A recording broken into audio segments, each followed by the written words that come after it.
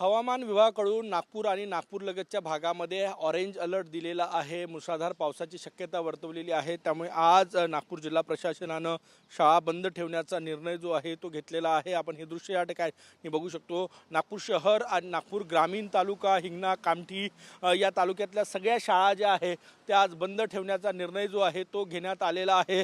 काल 2 तासात 110 मिलीमीटर पाऊस झाला। अनेक सखल भागामध्ये पाणी शिरलं होतं। काही शाळांमध्येही पाणी शिरलं होतं। प्रचंड गैरसोय विद्यार्थ्यांची झाली। स्कूल बसेस वेळेवर घरी पोहोचू शकल्या नाही।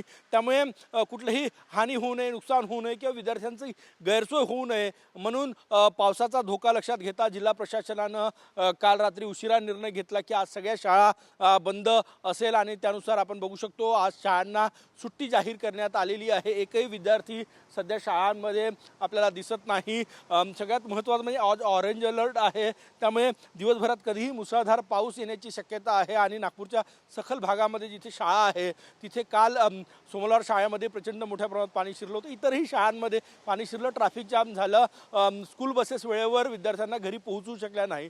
त्यामुळेच ही गैरसोय लक्षात घेता आज नागपूर शहर आणि नागपूरलगतचे जे तालुके आहेत तिथल्या शाळा बंद ठेवण्याचा निर्णय जिल्हा प्रशासनानं घेतलेला आहे। कॅमेरामॅन सचिन सयामसह गजानन उमाटे, TV9 मराठी, नागपूर।